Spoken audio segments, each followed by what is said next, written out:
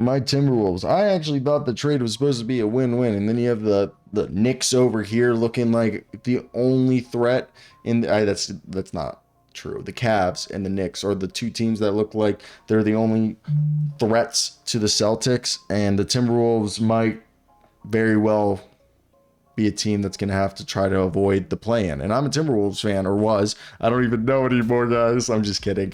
I was born in St. Louis Park. But, guys, I want to hear your thoughts today. Why are the Timberwolves struggling? I'm going to try to give you guys my honest opinion and what I think from a stat standpoint and from, my perspective. So I want to hear your thoughts down below. Let's get right into today's video. Like, comment, subscribe for more content like this.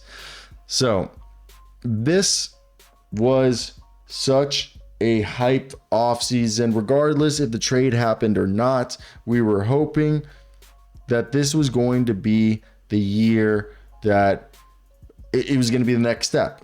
And then the trade happened. We were like, okay, we were going to maximize the window for Anthony Edwards. We're going to have a better fit. It was going to give us more flexibility. And Karl-Anthony Towns is gone. And we had to integrate Julius Randle and Dante DiVincenzo and try to keep this defensive identity, keep the consistency and the cohesion and execution that we had built over the last 18 months. Now, why are we struggling? So the Timberwolves offense, while not abysmal, is in middle ranking. They're ranked 14th in points, about 114 points per game.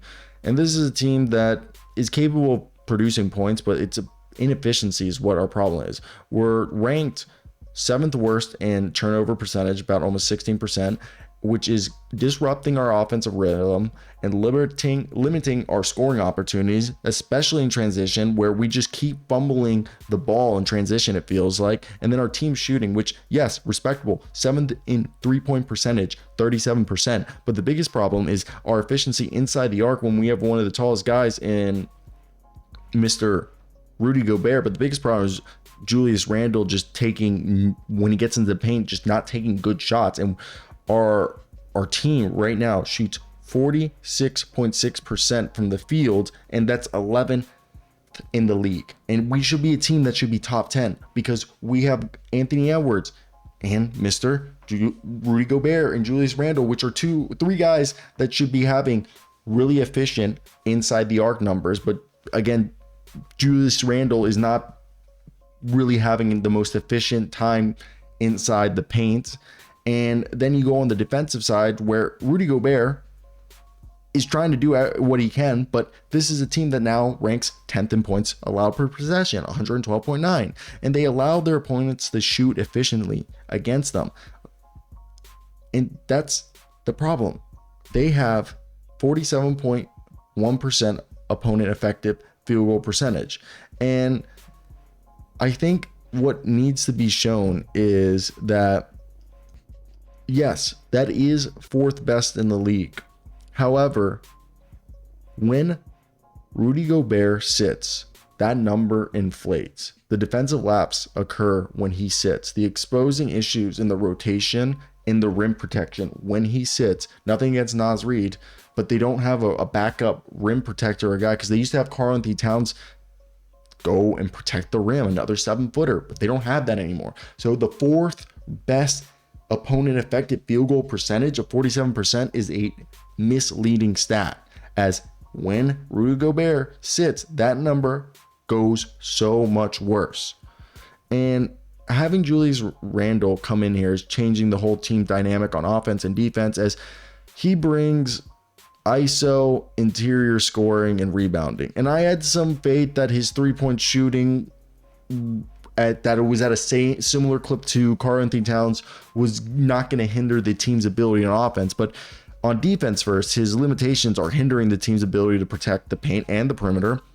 Similarly, Dante DiVincenzo, who we thought was going to be the seamless acquisition, who was supposed to bolster the perimeter offense and defense, has struggled. He's posting inefficient shooting numbers of 35% from the field and 32% from three. Mike Conley's old and should be a backup point guard. No offense, I love Mike Conley, but he's shooting 32% from the field and 33.8% from three, and his playmaking impact has just declined because he's just a step slow, maybe even 2 steps slow. I think we need to be, putting a little bit more of Nickeil Alexander, but outside of that, the bench production has been a bit inconsistent. I mean, Nickeil Alexander-Walker, again, it's been awesome, but Rob Dillingham and Terrence Shannon Jr., who are rookies, haven't really been integrated significantly, and Luka Garza, no offense to him, isn't like impacting huge.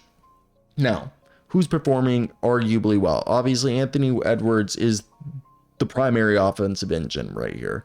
He's averaging 28 points, 46.5% from shooting, and his improved defense is actually plus 2.5 opponent effective field goal percentage. So he's actually doing a better job defensively by the numbers than last year, while Julius Randle is actually shooting 61.3% true shooting, 22 points per game, almost 6 rebounds.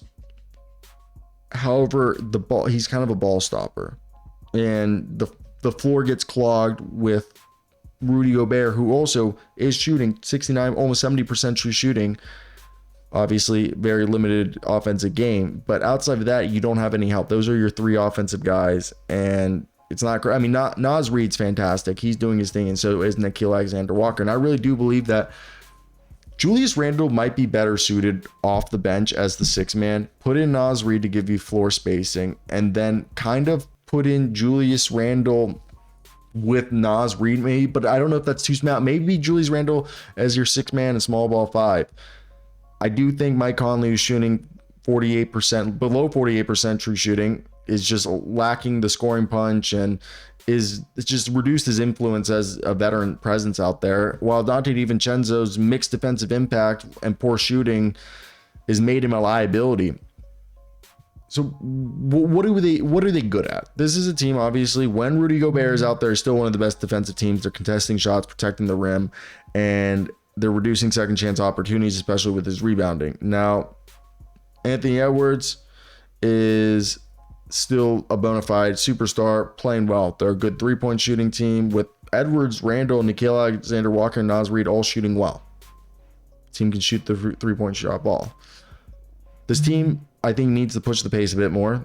I think they excel best when Anthony Edwards is taking charge, taking advantage of transition opportunities, and capitalizing off of Rudy Gobert's rebounding, which is why I think when Gobert sits, Julius Randle should be the small ball 5, put Naz at the power forward position next to him, and let's capitalize that on those 2 guys there, and then have Edwards attack mismatches.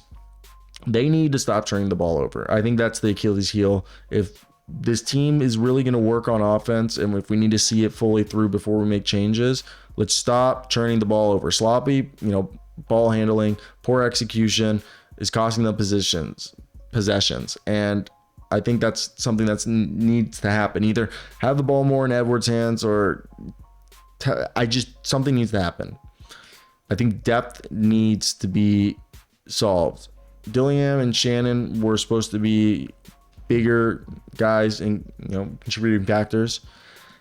Granted, they haven't been, and also Mr. Chris Finch could play more people, as in the last couple games he's just running like an 8-man rotation, which there's nothing wrong with an 8-man rotation, but against the Rockets right here, what do we run? Let me see. Oh, we had Rob Dillingham, Naz Reid, and Nickeil Alexander-Walker. And I think we need to, and JD McDaniels hasn't been bad. He's playing his defense and doing what needs to be done. He's giving you 11 points a night, but he's not really what's going to go out there and win you games on a night-to-night basis. So what can be done to fix this? I've said it before, the turnovers, they rank 23rd and 7th worst in turnover percentage. So getting a guy like Nickeil Alexander-Walker, Naz Reid into the offense more. I think Nickeil Alexander-Walker, he's averaging about 2.6 assists per game, almost 64% true shooting, low turnover rate. Having maybe integrating the starting lineup, maybe Edwards be the point guard for right now. I also think Dillingham has low usage but high efficiency. So even think about running more stuff off of Dillingham. I like Dillingham. At the same time, I do think Dillingham has had his struggles.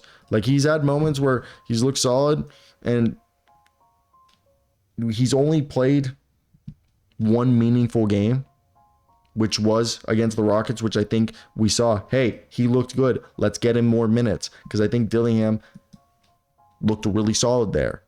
And all the other moments we had seen Dillingham was what we kind of saw him in some garbage time against Portland, and then before that in Charlotte. And in the preseason, he looked willing. So I think in the last couple games against Boston, he didn't look bad.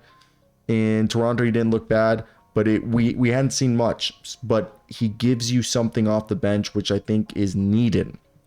That was needed. And they were lacking that. So to move forward, what do we do? What else can be done? As I said, looking at the roster, we've talked about Mike Conley, but I think maybe running more plays through Edwards and Julius Randle. I think less isolations, but at least pick and rolls, and maybe have Randle play make out the post, especially when Gobert sits. I think the biggest thing is the bench contributions. What are we doing with Mr. Joe Ingles? What's going on there? I know that currently the Timberwolves, I want to pull them up on ESPN, but they're a team that I thought they were going to play Joe Ingles a bit more. Is he too slow? I know he has the calf issue, but I just feel like his impact in those 7 games, they were playing in 4 minutes a night. So clearly when he comes back, is he going to be someone that can contribute? Because he wasn't terrible for Orlando last year. He's a guy who can actually go out there and play basketball. So I think that's one of the things that needs to happen is when he comes back, can we play him? Can Luka Garza maybe get some more minutes? Or we got to make a trade for a backup big. If we're not going to address I think the backup big is something. Just finding a backup rim protector. Julius Randle, Naz Reid, Luka Garza all need to be figured out. And yeah, I think just building upon all of that is the biggest thing. So what do you guys think? There's a lot to do, but that's it. Bye.